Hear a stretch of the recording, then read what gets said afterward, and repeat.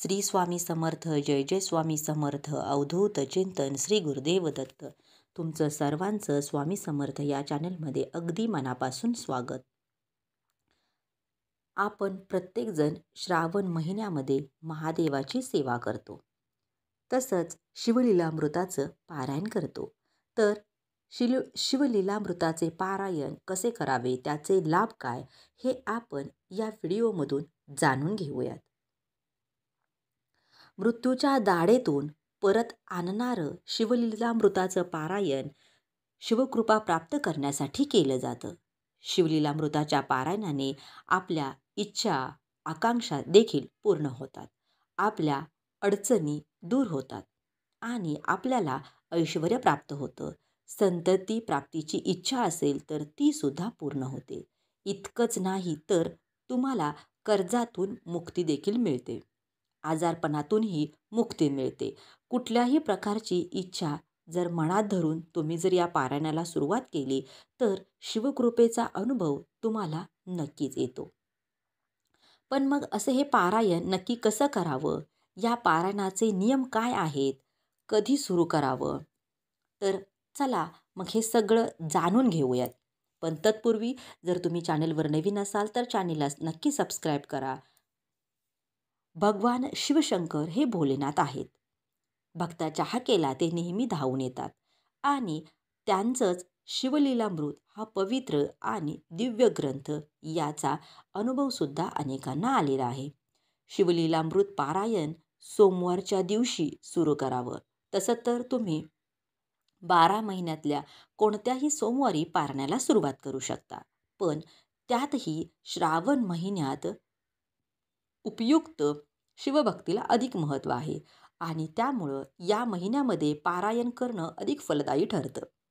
आता श्रावण महिना जवळ आलेला आहे आणि श्रावण महिन्याच्या पहिल्या सोमवारपासून तुम्ही या पारायणाला सुरुवात करू शकता. अगदी पहिल्या सोमवारी नाही जमलं तरी श्रावण महिन्यातल्या कुठल्याही सोमवारपासून तुम्ही हे पारायण करू शकता.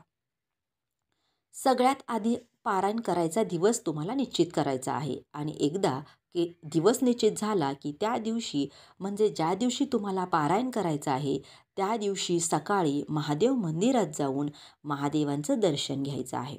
महादेवांना पांढरी फुलं, बेलपत्र वाहून प्रार्थना करा की आपल्या आशीर्वादाने आज मी शिवलीलामृत ग्रंथाचं पारायण सुरू करत आहे.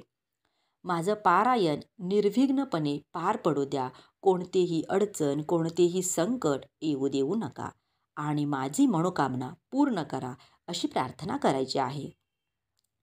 जर शक्य झाल्यास तर आपल्याला गोडाचा नैवेद्य देखील दाखवायचा आहे आणि घरात आल्यावर देवाजवळ बसायचं आहे. शक्यतो पूर्वेकडे तोंड करून बसा. त्यानंतर सर्वप्रथम संकल्प करावा की आपण हे पारायण कोणत्या इच्छेसाठी करणार आहात, कोणत्या कारणासाठी करतो आहे, हा संकल्प करणं गरजेचं आहे. संकल्प झाल्यानंतर पारायणाला सुरुवात करावी. पण त्याआधी पारायणाला बसताना शुभ्र वस्त्र परिधान करावं. शुभ्र वस्त्र परिधान करूनच हे पारायण करावं. आता बसायला योग्य प्रकारचं आसन सुद्धा तुम्ही घ्यावं. आपल्याला हे पारायण 7 दिवसांचं करायचं आहे. आपण अध्याय कशाप्रकारे वाचावे हे सुद्धा लक्षात घेणं गरजेचं आहे. आता शिवलीलामृत ग्रंथामध्ये एकूण 15 अध्याय आहेत. त्यापैकी 14 अध्याय अत्यंत महत्त्वाचे आहेत. पारायणाच्या 7 दिवसांमध्ये प्रत्येकी 2 अध्याय प्रति दिवशी वाचावे. अशा पद्धतीनं 14 अध्याय पूर्ण करावे आणि शेवटच्या दिवशी 14वा अध्याय झाल्यावर 15वा अध्यायही वाचावा. अशा प्रकारे आपले पारायण पूर्ण करावे. आता हे पारायण कोणत्या वेळेस करावे? महादेवांना प्रदोष काळाची वेळ ही सर्वात प्रिय आहे आणि ती वाचण्यासाठी उत्तम आहे.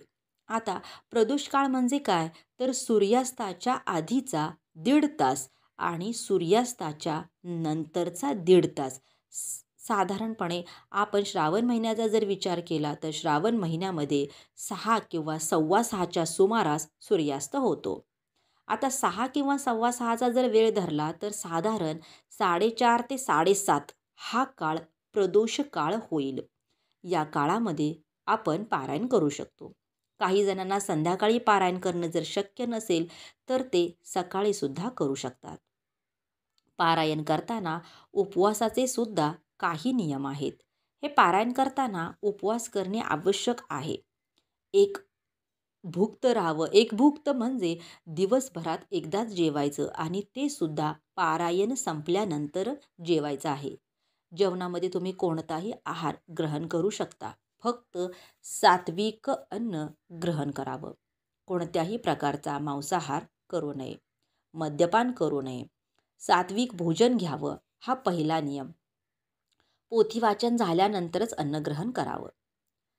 जी स्त्री पारायण किंवा पुरुष म्हणजे पारायण करताना स्त्री किंवा पुरुष असं दोघंही करू शकतात. महादेवांची भक्ती सगळ्यांसाठी समान आहे. पारायण काळामध्ये आपण कसं वागतो हे सुद्धा महत्त्वाचं आहे. म्हणजेच या काळामध्ये आपलं आचरण हे सुद्धा सात्विक असलं पाहिजे. म्हणजे असत्य भाषण करायचं नाही किंवा अर्थात खोटं बोलायचं नाही, कुणाला दुखावायचं नाही आहे, भांडण किंवा वादविवाद करावू नये, शक्यतो कमी बोलावं. म्हणजे या गोष्टी होतच नाहीत. आता वाचन पूर्ण झाल्यानंतर म्हणजे रविवारी जेव्हा पारायण पूर्ण होते त्यानंतर महादेवांच्या मंदिरात जाऊन तिथं महादेवांना बेलपत्र वाहून नमस्कार करावा. नैवेद्य दाखवावा. कोणत्याही प्रकारचा नैवेद्य तुम्ही दाखवू शकता. मंदिरात जे गुरव असतात त्यांना वस्त्र द्यावं, तांदूळ द्यावे, दक्षिणा द्यावी, त्यांचा आदर सत्कार करावा. किंवा तुम्ही काही जोडप्यांना बोलावून सुद्धा त्यांचा आदर सत्कार करू शकता. याचबरोबर गरजू व्यक्तींना दानधर्म करू शकता. अशा प्रकारे पारायणाचं उद्यापन करायचं आहे. बऱ्याचदा मंदिरात जाणं शक्य होत नाही तेव्हा तुम्ही घरच्या घरी सुद्धा हे सगळं करू शकता. पारायण काळामध्ये तुम्हाला ब्रह्मचर्याचं पालन मात्र करायचं आहे. महिलांनी पारायण सुरू करताना आपल्या मासिक धर्माची अडचण मध्ये तर येणार नाही ना याची काळजी घ्यायची आहे आणि त्या दृष्टीनंच पारायणाला सुरुवात करायची आहे. शिवलीलामृताच्या पारायणाचे नियम अगदी साधे आणि सोपे आहेत. श्रद्धा भक्तिपूर्ण अंतकरणाने हे जर पारायण केलं तर तुम्हाला नक्कीच शिवकृपा होईल. श्रावण हा चातुर्मासातील विशेष महत्त्वाचा आणि पवित्र महिना आहे आणि म्हणून या मासामध्ये पूजा किंवा व्रतवैकल्य केलं किंवा कीर्तन असेल किंवा धार्मिक प्रबोधनाचा जणू हा उत्सवांचा महिना असतो. आणि मग अशा वेळी शास्त्रानुसार श्रावणात अनेक गोष्टी करू नयेत असं सांगण्यात आलेलं आहे. त्याचबरोबर अनेक गोष्टी कराव्यात असं देखील सांगितलेलं आहे आणि हेच आपण आजच्या व्हिडिओमध्ये बघणार आहे. आता बघा श्रावणात काय करावं आणि काय करू नये. आणि हो, श्रावण महिन्यातील तुम्हाला सगळ्यात जास्त आवडणारी गोष्ट जर कोणती असेल तर ती कमेंट बॉक्समध्ये तुम्ही नक्की लिहा. श्रावण महिन्यातील प्रत्येक तिथीला विशेष महत्त्व आहे.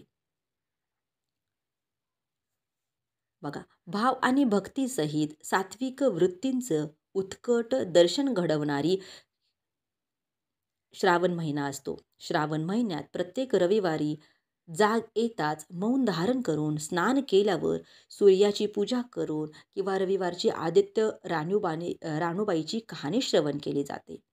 दर सोमवारी उपवास करून भगवान शंकरांना अभिषेक करून त्यांची पूजा करून शिवामूठ अर्पण केली जाते. त्याचबरोबर नवविवाहित स्त्रिया दर मंगळवारी मंगळागौरीचे देखील पूजन करत असतात.